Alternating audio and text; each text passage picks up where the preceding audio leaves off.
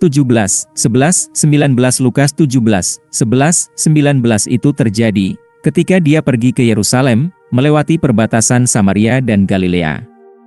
Saat dia memasuki desa tertentu, 10 penderita kusta menemukannya, yang tinggal di kejauhan.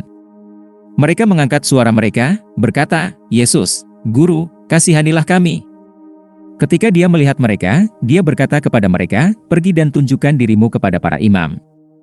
Kebetulan saat mereka pergi, mereka dimurnikan. Salah satu dari mereka, ketika dia melihat bahwa dia sudah sembuh, kembali sambil memuji Tuhan dengan suara nyaring. Dia tersungkur di kaki Yesus, berterima kasih padanya, dan dia adalah seorang Samaria. Yesus menjawab, "Bukankah ke-10 orang itu telah disucikan?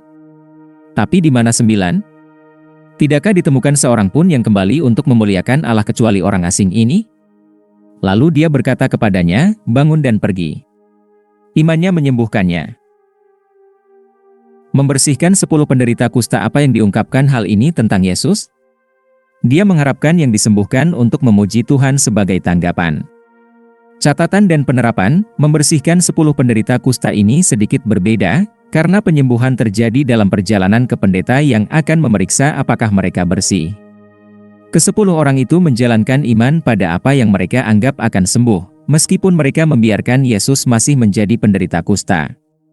Tapi apa topiknya di sini adalah tanggapan Anda terhadap kesembuhan Anda. Tampaknya tidak seorang pun memiliki iman atau penghargaan untuk berterima kasih kepada Yesus sebelumnya. Tapi itu yang diharapkan. Tetapi setelah disembuhkan, hanya satu orang yang kembali untuk berterima kasih kepada Yesus, dan tampaknya menyiratkan bahwa pria ini adalah satu-satunya orang non-Yahudi dalam kelompok itu.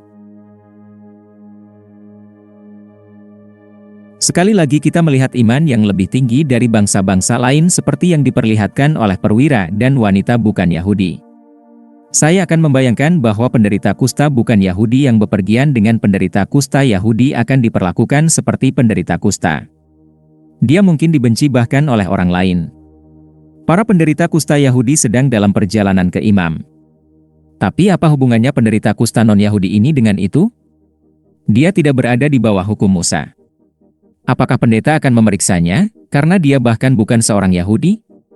Saya bisa membayangkan dia mungkin mengira Yesus hanya berbicara dengan orang kusta Yahudi dan hanya mereka yang akan disembuhkan. Tiba-tiba, dia mendapati dirinya sembuh. Ya, Yesus juga mencintainya. Ketika memberitahu orang lain bahwa dia akan kembali untuk berterima kasih kepada Yesus, saya dapat membayangkan mereka akan lega karena telah disingkirkan.